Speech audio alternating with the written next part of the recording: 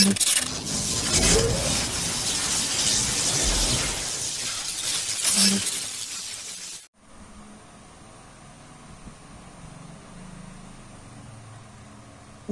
turn off mo ang cellphone mo.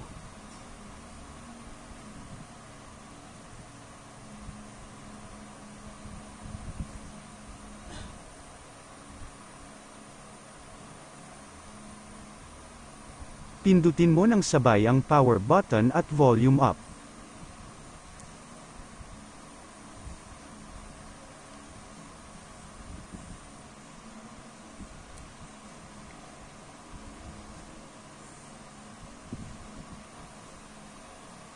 Pindutin mo ulit ng sabay ang power button at volume up.